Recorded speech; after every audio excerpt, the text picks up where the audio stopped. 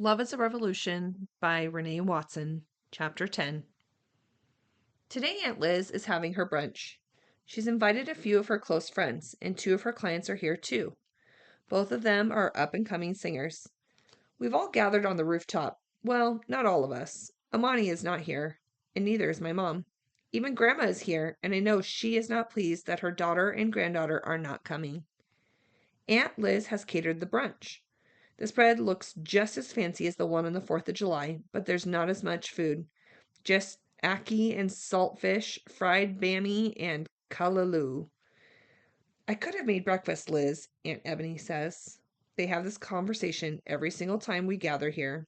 Aunt Liz says, this is supposed to be a chill day.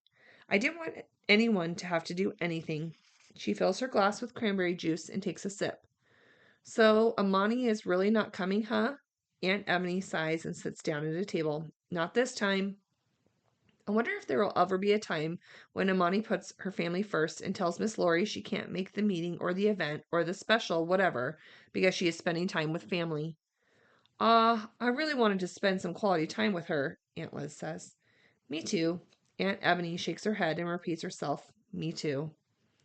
Aunt Liz asks, Nala, is your mom coming? I don't know. She looks at her watch and says, well, okay then, let's go ahead and eat. Aunt Ebony stands and walks over to the food table to make Grandma's plate so that Grandma doesn't have to get up. Before I fix my plate, I stand at the balcony and look down.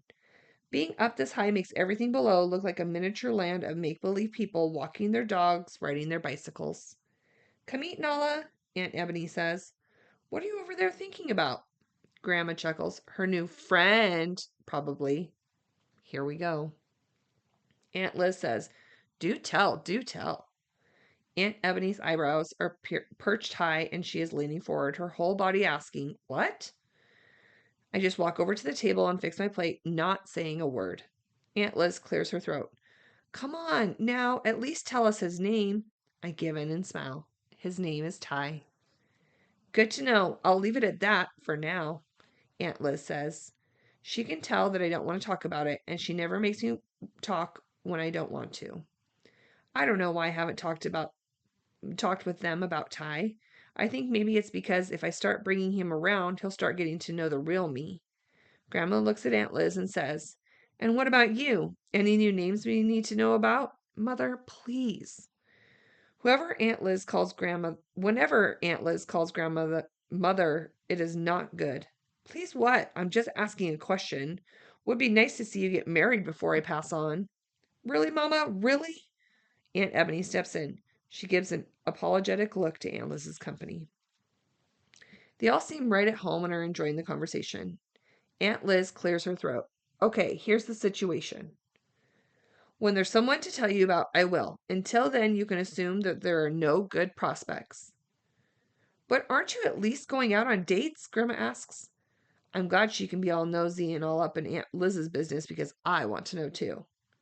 Aunt Liz says, I recently met a guy online, and when we got together in person, he was absolutely nothing like he presented himself to be in his profile. I mean, what? Did he think I wouldn't notice? I don't understand why people lie to get someone's attention. Don't they know the truth will come out? Aunt Liz starts laughing when she tells us how his picture had to be at least 5 years younger and lots of pounds lighter, and that he put self-employed when he should have put unemployed. Big difference, she says. We all laugh, but inside I feel a twinge of guilt wrapping around my heart. Grandma sips her orange juice and says, well, I guess I need to keep up on praying then. It would be nice to have some new grandbabies around here. Aunt Liz just shakes her head. We eat, and then people group off in twos or threes to talk and mingle. Once the first person announces that they are leaving and says goodbye, all of Aunt Liz's friends start making their way to the elevator, but not before hugging us all and thanking Aunt Liz for hosting. Now it is just family. Grandma, Aunt Ebony, Aunt Liz, and I go inside because the afternoon sun is blazing. We stay at Aunt Liz's talking all afternoon. Then Aunt Ebony turns on the television and we watch a marathon of Living Single. Every time we say, okay, one last episode, we can't help ourselves and we watch the next one. Grandma has dozed off only twice. I'm impressed. Usually the TV is watching her instead of the other way around. So many times when I'm at her apartment and we're watching television together, Grandma closes her eyes. I usually wait till I know for sure she's asleep and then I change the channel. No matter how quiet I am, Grandma jumps up out of her sleep and says, "I was watching that." The sun had settled into the sky and Aunt Liz orders pizza. And we feast because we ate brunch. What we ate for brunch has worn off. I keep checking my phone to see if my mom or Amani has sent a text. Nothing. Just as the theme song comes on for the next episode, my phone rings.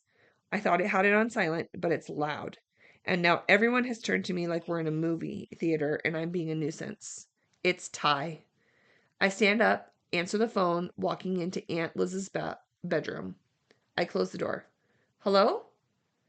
Hey, want to join us for dessert? Ty says. I love that we are familiar enough with each other that when he calls, he just jumps into conversation. Like, right now? Yeah, we just finished up with Inspire Harlem and we're going to Sugar Hill Creamery. You should come. I really want to say yes, but I can't just leave.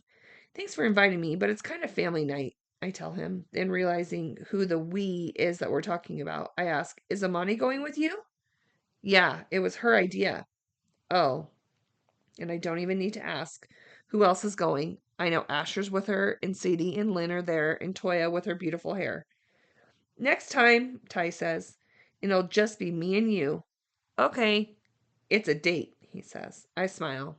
See you soon. I stand in Aunt Liz's room for a moment. I need to swallow the tears that are trying to rise. I don't know why I'm so emotional. Maybe it's because there used to be a time when Amani would have rushed home after an event to be with us, when she would have sent me a text to ask me to save her something to eat because she knows Aunt Liz goes all out for gatherings. And while it feels good that I am on Ty's mind, that he wants to spend time with me, I wonder why Amani didn't invite me.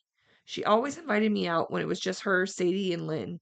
But now that Toya's around, I feel like I'm losing my cousin sister friend. When I get back into the living room, I sit back down in my spot at the right end of the sofa. I grab a throw pillow, hug it to my body. Aunt Ebony turns to me and whispers, "What's wrong?" "Nothing," I say. "Everything's fine." "You sure?"